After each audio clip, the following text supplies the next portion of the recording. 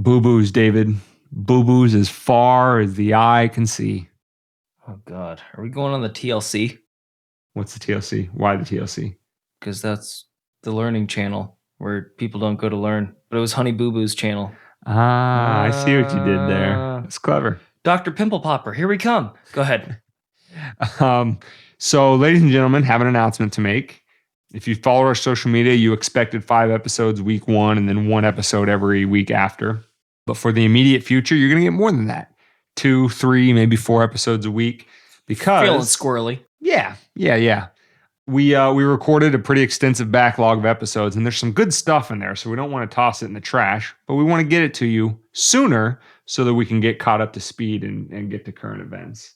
Let's speed date this bitch to see if we can get, true love's. Go ahead, Dane. We're going to get you a lot of stuff early, often, give it to you long, strong, and hard. Wow. I thought I was the one that made the dick jokes. Anyway, so before we return you to your regularly scheduled programming, is there anything else? No, I think that's pretty much it. Expect more for less, and then we'll be at current events. Here we go. Or otherwise. Well, your timing was just expert on that one, by the way. What? My timing on what? The button. Oh. If they had heard what I said, oh boy. Cancel culture would have been all over me. Now they're going to be asking, just swarming me. Oh my God. It's a mystery. Let's not go down that path. It's a mystery. Let's keep that between the hosts. Oh.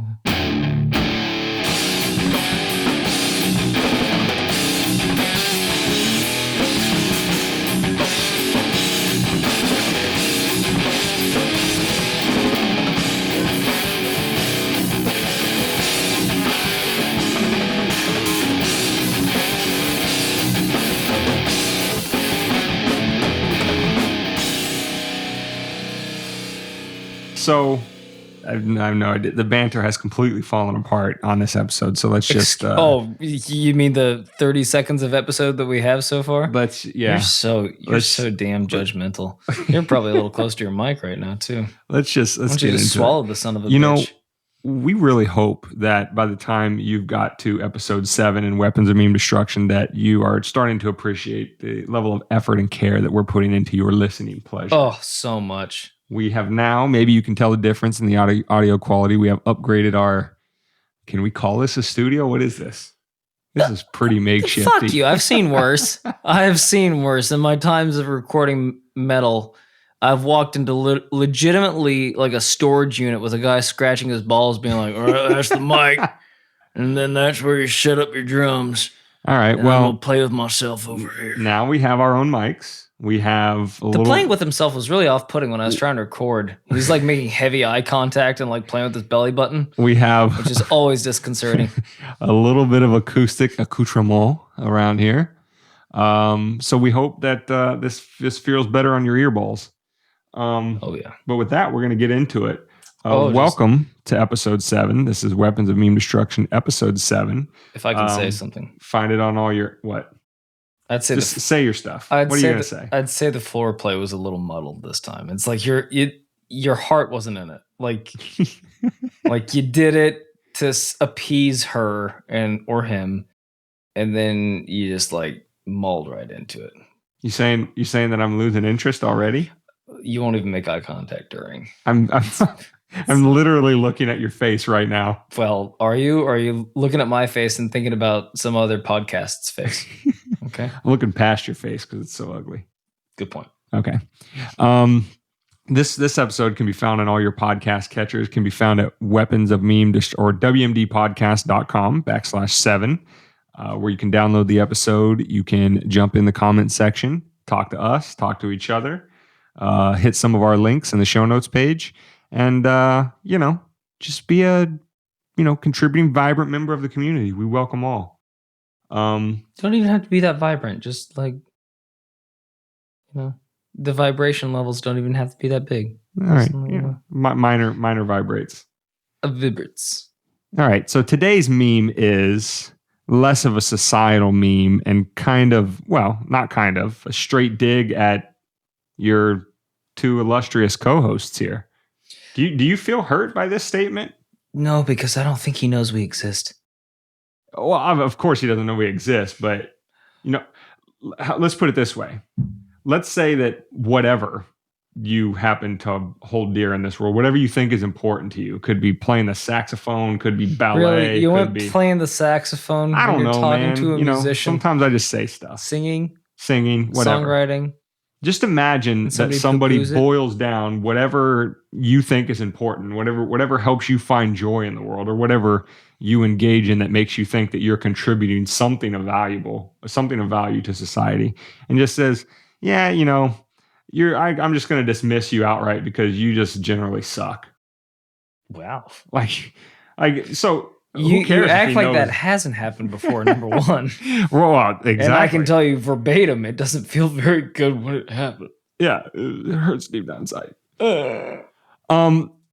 So the meme is, and boy, if this isn't a meme, towards libertarians, I don't know what it is. It's pretty shared widely throughout the rest of the political spectrum. It's got a fair amount of pew pew to it.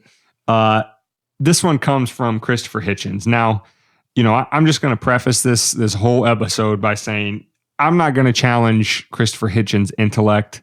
I've seen him debate. He's a smart guy. But this statement comes from a place of,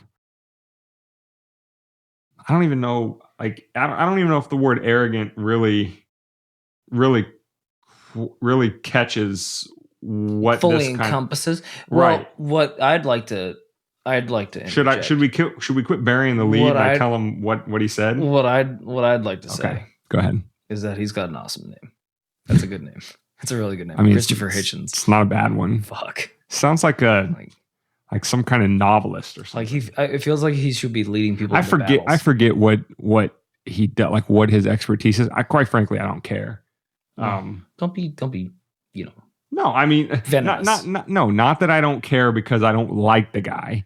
I've heard him talk. But you don't know if he's an economist, if he's more of a social. What I'm saying is, I don't care what he does or what his expertise is for the particular subject at hand. It doesn't lend any credibility to anything he has to say. Okay, so I don't care in that sense. He might not even fully know what libertarianism is. Oh, he clearly doesn't. Like if this is his only takeaway, then he clearly hasn't. There are mountains of literature. Again, you can read it all and you can dismiss it and say it's all just, quackery, whatever the case may be. That's one thing. Skullduggery. But it's quite another thing to have clearly not read the theoretical literature, the practical application literature. There's just mountains and mountains of information on what the tenets of libertarianism is. And to boil it down to this is, just clearly shows that you're speaking from a place of ignorance. So let's quit burying the lead. I was just about to say, let's quit burying the lead and tell the lovely folks what the meme is. Let's quit digging and start plowing. So here's Christopher Hitchens' quote. Wow, try saying that 5 times fast. Christopher Wappage. All right, so the meme is Christopher Hitchens on libertarians. Oh, bother. And I quote, "I have always found it quaint and rather touching that there is a movement in the U.S. that thinks Americans are not yet selfish enough." Pretty straightforward, right? Pretty obvious what he's saying there. If you're a libertarian, you're just selfish. That's it. That's as deep or as shallow as we're going to go with this thing. No analysis beyond that. Now, of course, if we got Christopher Hitchens, in a debate, I'm sure he would expound upon his opinion. But I think Thomas Sowell had a quote similar to this, and I'm paraphrasing. It takes a book to refute a bumper sticker. And that's exactly what this quote from him is. It's a bumper sticker that has no value to it. There's no substance at all. It's not coming from a place of even attempted understanding of what it means to be a libertarian or hold libertarian ideals, let alone anything substantive enough to refute it. So let's dig into it. Why is libertarians are just selfish? Why is that a meme? Well, first of all, David, let's talk about our stories here. I want to hear your progression on libertarianism. When you first heard about it, what you thought it was, synopsis form. I had always kind of been a libertarian because I always as we had been brought up in the Catholic faith, adhered to the golden rule of like, do unto others as you would have them do unto you, right? Right. So that kind of falls in line with the principles of libertarianism. I mean, predominantly, I like to, help my fellow man and do all that stuff, and that's why I was Democratic for a long time and claimed as Democratic for a long time. But I never really knew what libertarianism was or even existed, because I think it's a pretty, at least on the popular scene, it just busted onto the scene. But anyway, so I'm libertarian by default because, like I said in the origin story, I don't have land to bury my flag. Have a home? Yeah, I don't have a land home? to bury my flag in. So I'm like, yeah, fuck it, I'm libertarian. So Democrats can't yell at me for not voting for Hillary Clinton. Though. And they do. Well, they do. But then I'm like, well, fuck you. And then also Republicans can't yell at me for not voting for Trump because he's a freedom fighter and he's the best and strongest president that we've ever had. And he's the most healthy person that he's ever. Oh, fuck. So I've digressed. But what I wanted to say before I started to talk about libertarianism and my humble beginnings, I just had to make sure, because with the name Christopher Hitchens sounds fucking fairly British. So I was suspect to begin with. And sure, my... did you look it up? Did you Yeah, confirm? I did. I looked it up and I did confirm. But it's interesting because at first it has him as American. As American Christian. So let me get this straight. He identifies as American and then talks down about Americans? Well, I don't think that he is. I don't think that he is talking down about Americans per se. He's talking down about libertarians as a segment of But he American said, no, society. he even said it. He said, I always find it quaint that he thinks that Americans aren't selfish already. And rather touching that there is a movement in the U.S. that Americans are not yet selfish enough. Which implies that we're already selfish. So he did just take a shit on selfish, us. but like, libertarians are taking it to the next level. Is what he's saying. Right. So he just called himself selfish. What? Right. And if I'm not mistaken, wasn't the idea of the British Empire to take over the entire fucking world? That seems pretty greedy to me. There is a pretty funny trope that probably up until the recent cancel culture, Brits would talk about the glory days when the sun never set on the British Empire. It was so expansive. Why do Indians speak like Indians from India? Why do they speak English again? Oh, that's right. Imperialism. I'm assuming that was a rhetorical Imperialism. question. Oh, yeah. That's crazy. Well, so, not getting into a, US versus Brits thing. We might have some listeners over in Britain. We love you. And, if you're not a mank, you're a wank. And if you root for Chelsea, you go blow yourself, mate. But see, every episode you attack a different group of people that right. I feel like I don't want any lions in here. Don't make me go to the Gunners. I'll go straight for Liverpool. I'll go straight for Liverpool. I would like a Gunner to not immediately turn on this episode and turn You'll us never off walk alone? He's talking. You'll never walk alone? Oh, you better hope not. Anyway. Because us Manx roll hard. Getting this train back on the tracks here. I don't like tracks. I'm not supposed to be the one keeping you on track. It's supposed to be the other way around. What the fuck are you talking about? I'm the tangent guy. No, you are not. Anyway, You're the Okay, go ahead. So anyway, this isn't a U.S. first, but I'm glad that you pointed that out, because maybe there is two memes embedded in this, and we'll take each in turn. Let's start with the one we were going to start with of libertarians, and it's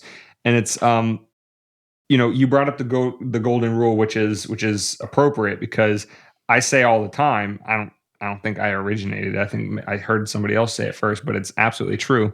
The non-aggression principle that you hear us talk about on this podcast all the time, that the initiation of force is unjustified against peaceful people.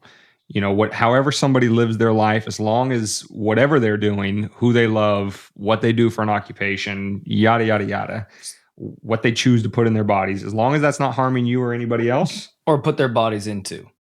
That as well. Sure. As long as they're not harming you or anybody else, nobody is justified in forcing them to stop, throwing them in a cage, finding them, whatever the case may be. Listen, you like to lube up, get in some latex and fucking... All right, we're not going down that road. Have a couple of chains dangling around places. Who knows? You know what? So you show up to work on Monday, I'm going to respect you and look you in the eye. Sea cucumber. Okay, sea cucumber, exactly. So I hope that it's painfully obvious to you at this point. Again, you may be like Christopher Hitchens and haven't read a lick of any libertarian philosophy. But just from this brief explanation, and to think that there might be some libertarians who really take the non-aggression principle seriously, I hope that you can see that the non-aggression principle is simply the political manifestation of the golden rule, right? The golden rule is supposed to be more of a religious kind of, human being, interpersonal, this is the way the world should function if we want to coexist peacefully, do unto others as you would have them do unto you. Apply that to politics. That's what the non-aggression principle is. It means any policy you want to pursue, whether you're Republican, Democrat, or anything in between, if you want to pursue this policy, you must first ask the question, is it initiating force against peaceful people who aren't harming anybody else? And if it is, that's unjustified. And a libertarian would say, no, I don't like that. Now, just like anything else, there are degrees within even libertarianism. And some would say, well, some government action is justified, even though it may violate the non-aggression principle. Like some may say, well, limited taxes are okay as long as it's going only towards, national defense for military, building roads, schools, whatever the case may be. You can still be a libertarian and hold those views. You have a limited government view, or you could be, an anarcho-capitalist like yours truly, who applies the principle all the way to its logical conclusion that no matter how noble the mean or the ends are, if the means require forcefully extracting property from some individuals to pay for, even if you call it a public good, that same person who you took money from is going to allegedly get benefits from, but I digress, that's still unjustified. The ends don't justify the means. So, Khaleesi. Right. Those are reasonable disagreements to be had, but you can see in those disagreements there is not an ounce of selfishness involved in that. For somebody to stand on the principle that, and I, part of what he's referring to is kind of the trope that libertarians use all the time, right? Taxation is theft, right? Because when someone like Christopher Hitchens thinks of taxes, he thinks of, well, I know taxes are used to bomb poor children in the Middle East, and that's not good, and I don't support that. But some taxes also go towards, welfare or universal health care, or whatever the case may be. And they seem to bifurcate in their minds between holy fuck what taxes go to in a much larger extent in terms of foreign policy than they do in terms of helping people at home. And they say, well, if you object to the system of taxation at all, well, then you're selfish. But again, you can see that the two people could have reasonable disagreements on that, and neither one of them necessarily be selfish. Do you feel your mental sanity is crumbling just as quickly as your bank account? Have you been stung by a murder hornet? Has your daughter walked into your study and informed you that she is a gender you didn't learn about in Biology 101? Are you just a little bummed out that your life's work just got burnt to a crisp and annoyed that everyone keeps telling you that it's all right, you have insurance? Well, we have a solution for you. Apocolection 2020. What is Apocolection 2020, you ask? It's Weapons of Meme Destruction's first live event. For the low, low price of coming over to WMDpodcast.com and joining our email list, you can get access to the event. The email list is the only way in, as that is where we will share the Zoom link to the event. Come hang out with us on election night, November 3rd, 2020, as we watch the fall of Western civilization together. Let's have a couple libations and a couple laughs to keep from crying. Apocolection 2020. Dane, you had like a multitude of really good points during that entire spiel. Well, why didn't you stop me? And I didn't comprehend any of them because I was still stuck up on the fact that you said he hasn't read a lick of anything. And I was sitting here like a madman staring into the white, dark abyss, trying to figure out how one reads a lick. Like, do they lick a page? Well, any of our listeners that are from flyover country have heard that phrase. No, I understand. And I've heard the phrase too. It's not lost on me. You're just trying to take it literally. I'm trying to take it literally, like, how did it come into being? that became a phrase. Kind of like, how did this guy just get selfishness out of libertarianism from just poof right in the middle of nothing? Kind of like reading a lick is quite impossible, nay, probably not very sanitary. If I can say that. Thank you for that enlightening point I of want to get to the clarification. real issues here, and we're I just can see kind that. of just trying to fuck around with Hitchens over I'm here. just kind of dancing around the edges, and you're really striking at the heart of it. Exactly. Like let's cut to the meat and potatoes of this thing. Again, meat and potatoes. What the fuck is that? All right, that's not the center of an American diet, is it? Oh fuck, it is. Oh shit. Are you really going French to take fries this and burgers. episode into a commentary on the American diet?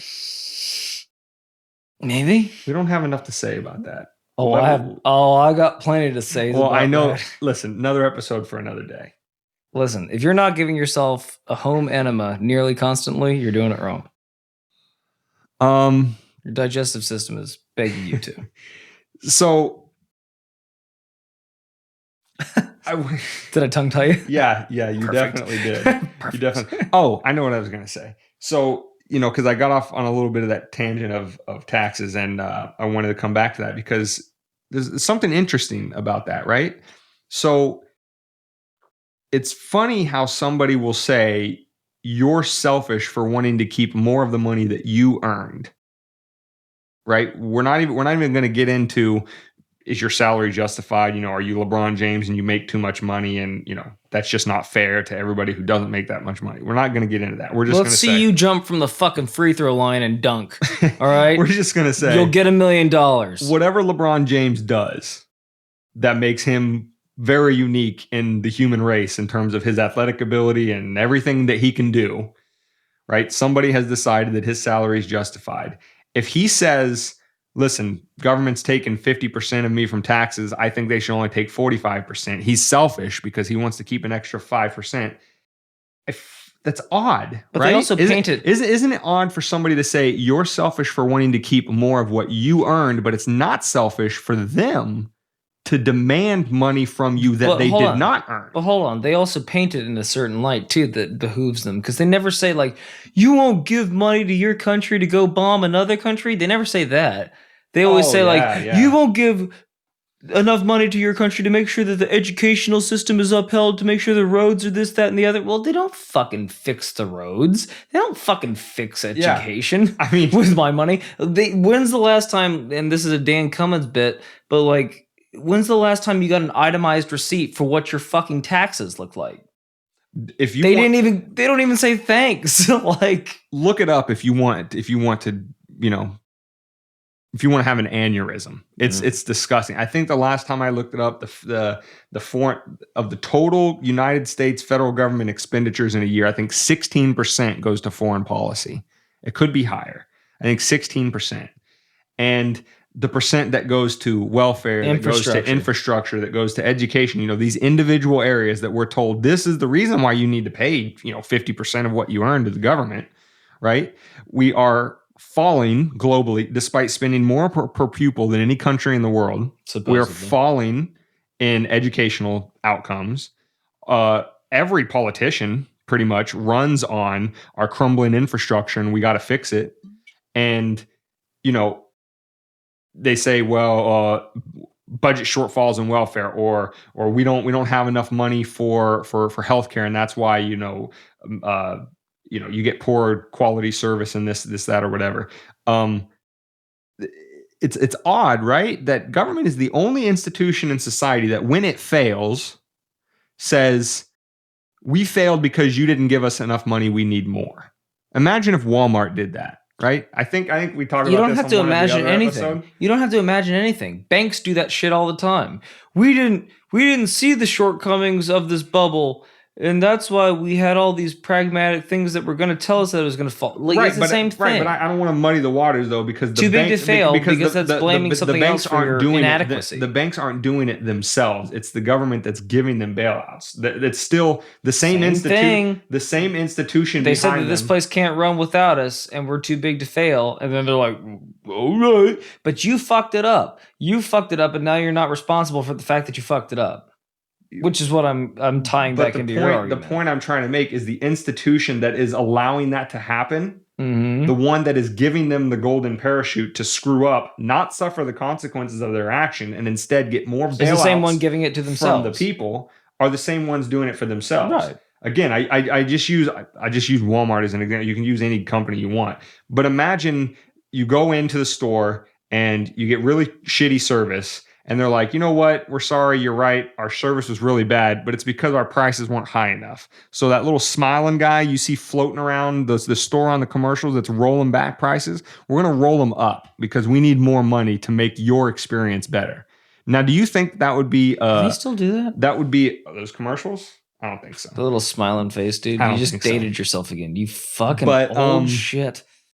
But how long do you think Walmart would last? And that people would be like, what? Wait. You gave me shitty service and now your prices are going up and you think that I'm going to come back there some more. I mean, to say it is almost, it's a joke in itself to say it because it's so painfully obvious that that's not how, a voluntary society would structure itself. Shitty service gets run out of the market. But government, on the other hand, because it can coerce payments from you, says, you know what? Sorry, education outcomes are falling. Sorry, your roads are crumbling. Sorry, your healthcare outcomes aren't what you wanted. Well, sorry, that. Give us more money and that will fix it. Yet it never does. To kind of tie it in too, you know what these other corporations also do, because they can, because there's no laws against it, they don't pay taxes. So they're not even, they'll move their shit offshore. And then we won't stop, or their actual manufacturers will be in some. They dance around tax laws because, like we discussed before, they have lawyers that can teach them that. And again, the biggest corporations that we have don't pay hardly any taxes, but we're expected as the American people to do that. That's the same thing as like them allowing them to do it. There's no incentivization. Not necessarily. I mean, but again, that also muddies the waters because we're saying like, oh, well, Walmart's bad because they skip out on taxes and then pay their employees minimum wage. Like that would be the same thing as the mob comes into your town, starts demanding extortion payments.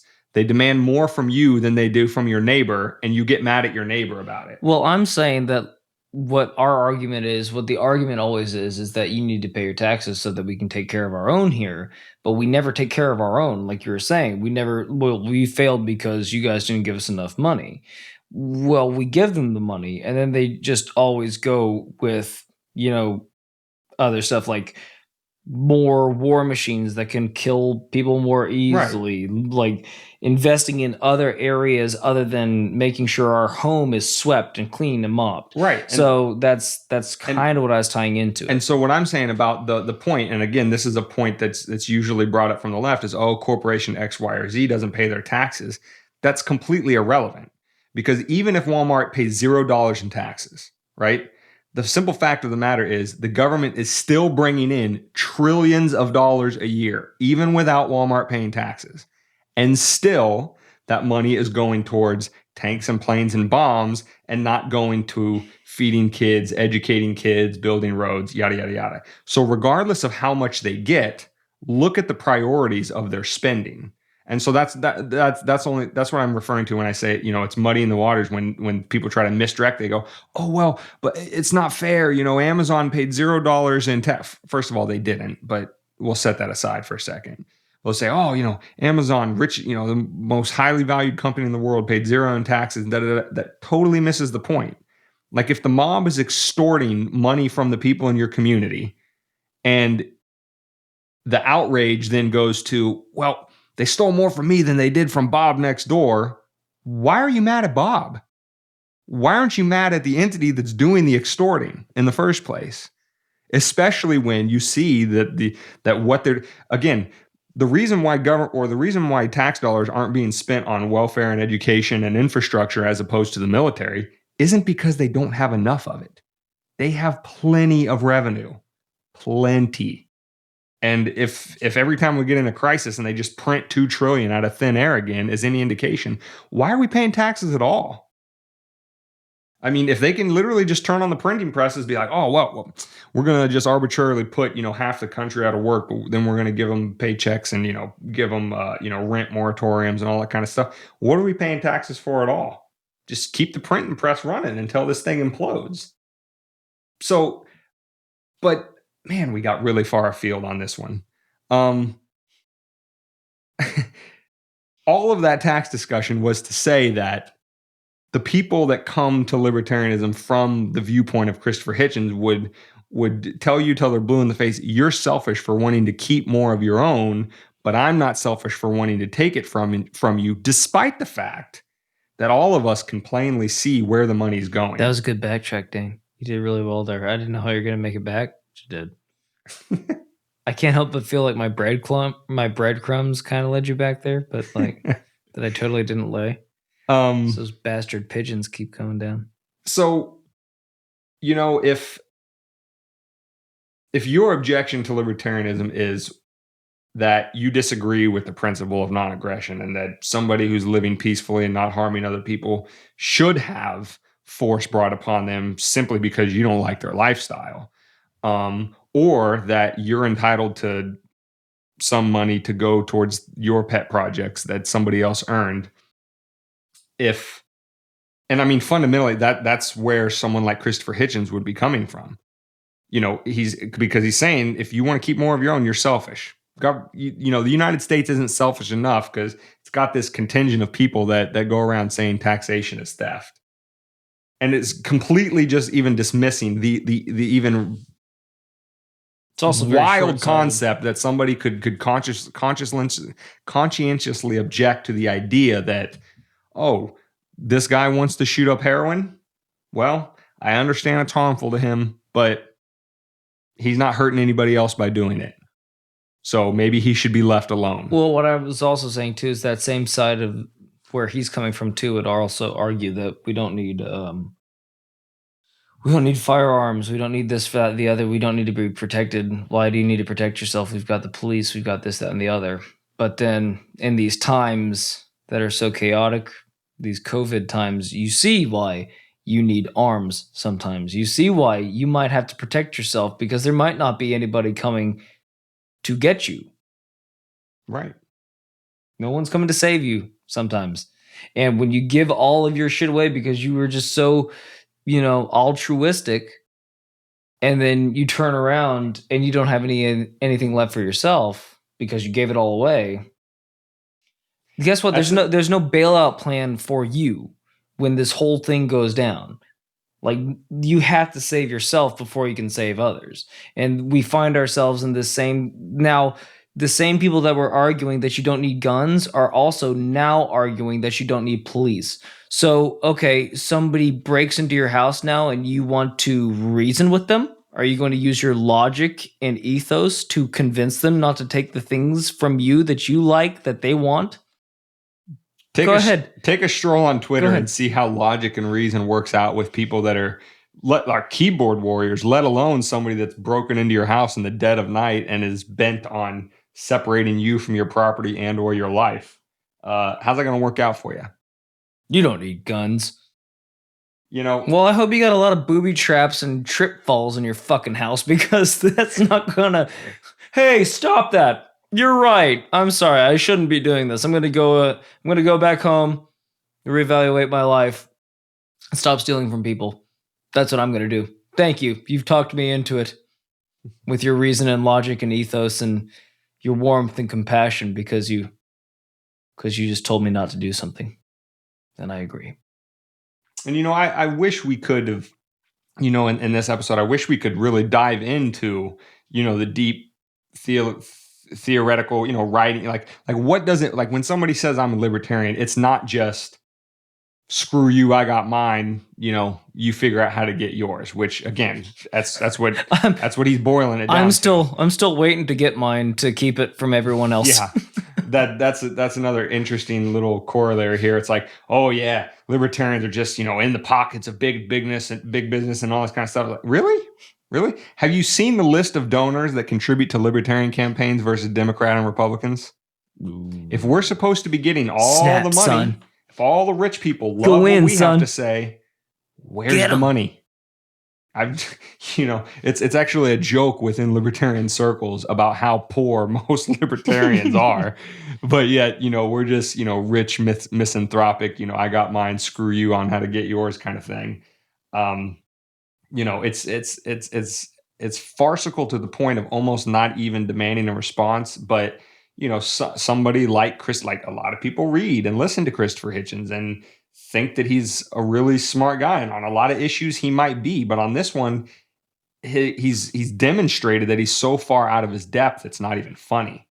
And who am I, just some joker with a podcast that he doesn't know anything about? But I can guarantee you that a debate with somebody even that's even dipped a toe into libertarian philosophy would crush Christopher Hitchens in a debate on the principles of the fact and not just his superficial, shallow, misconceptions about it that he has from the surface level, deep, level of analysis that he's clearly done on it. Because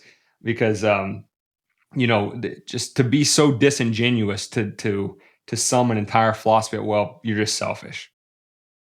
Well, it's straw manning, isn't it? Or what kind of argument would that be? Well, it's just. I mean, discrediting you? in a sense, yes. I mean, he's not necessarily. He kind of is implicitly. He's assigning some, personal feelings or the way that someone would argue for libertarianism. He would think somebody would come up to him and be like, "Yeah, I got my paycheck, and I'm the only one that worked for it, so I want to keep more." Again, this is what these people think. The libertarians are just like, well, they earn their paycheck, but they drove on roads to get to work, and they don't have people bombing them into oblivion when they walk out of their front door, so they owe the military for that. If they were educated in public schools, they owe all their education to the public good of education, yada yada yada, and they just spit in the face of all of that and don't care. I mean, it's the same thing. And again, I'll cut some slack to the comrades on the other side, right? People say, and I've been guilty of this in the past, and I stopped saying it because this is true, right? So somebody will say, "Oh yeah, you don't like communism? Well, sorry. Oh yeah, you like communism or you hate capitalism? Well, that's a nice, $1,000 cell phone from Apple that you're typing your rants about how great communism is on Facebook." Trying to say that, oh, well, capitalism provided these goods and services for you, but you're using it to rant against it. And the reason why I don't make that objection anymore is because I saw a dyed-in-the-wool communist say, yeah, because it's totally irrational and illogical for someone to look at the world as it is, as they were born into it, and object to the way it is. And I was like, you know what? That's right. A communist might be like, well, this cell phone is a marvelous invention of capitalism, but I can still say that capitalism is exploitative, and all the arguments they would make, and that wouldn't necessarily undercut those arguments just because they were born into the world as it is. Well, the same can be said for libertarians. We were born into a world where the government has basically taken over the entire infrastructure system, and every road coming to and from your house more or less is a public road. And so how are you supposed to survive in this world unless you travel on it? That doesn't prevent you from making the objection that, well, just because they're here and people were coerced away from their money to build it in the past doesn't mean that I can't say, well, I think the world would be better and that we couldn't provide the same thing without the use of force and violence. So so for someone like Christopher Hitchens to be like, oh, well, they're using all these public goods and they don't care about it because they're just selfish. No, they're making conscientious objections to the means that were used to get to those ends. We could say roads being around us is a good, socially useful end. That doesn't mean that we say that, oh, well, then that requires force and aggression on people to pay for it. And that's not selfish. So, meme destroyed. Christopher Hitchens destroyed. I don't know, but I wouldn't say we destroyed Christopher Hitchens. I will say unless he's just ceased to be.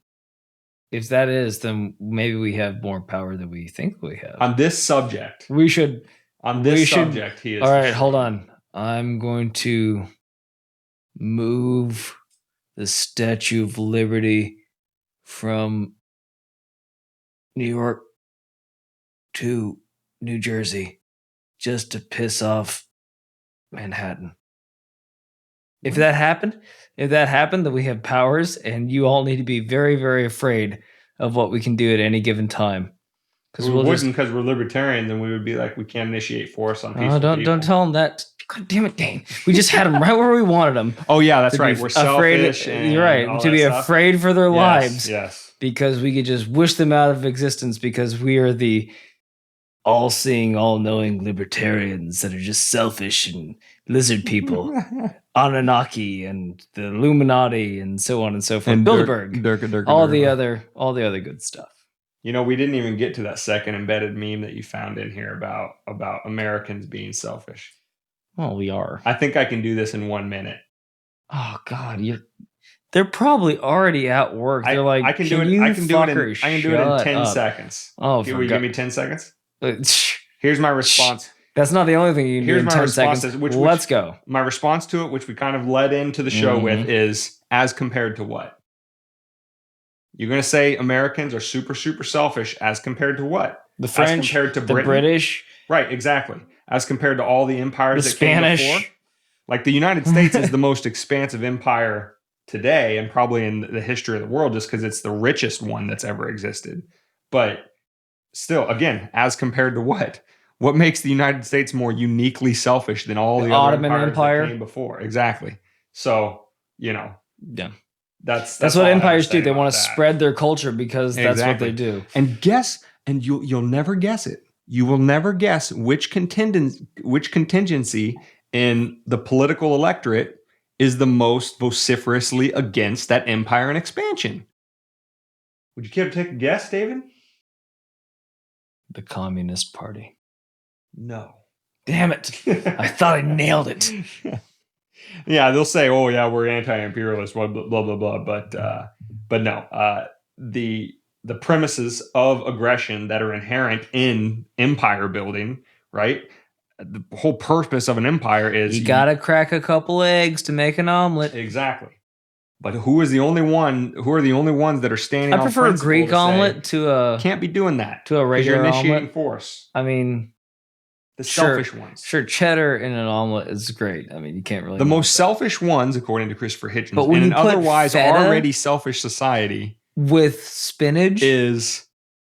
And tomato. The ones who's... And then you sprinkle a little hot sauce on top of that omelet. You shouldn't be doing that. Oh, fuck. That is the best breakfast. See if that makes any sense to you. Maybe with the side of If it does make sense to you, then you're as smart as Christopher Hitchens. Congratulations. But like... I'm not like that, so maybe with a side of maybe more tomatoes, because you can add more tomatoes to your omelet if you want to. There you go. That was a minute. We're done. Ugh. Are we done? Do you have anything else to say on this topic? What else goes with omelets? I keep saying I'm going to talk less, and I talk the same amount or more every episode. Well, you're the fucking... Shut me up, man. I'm not going to shut you up, because you get on these tangents. You got to stop me. You got to give me the Summit Mount Once My Point more often. Well...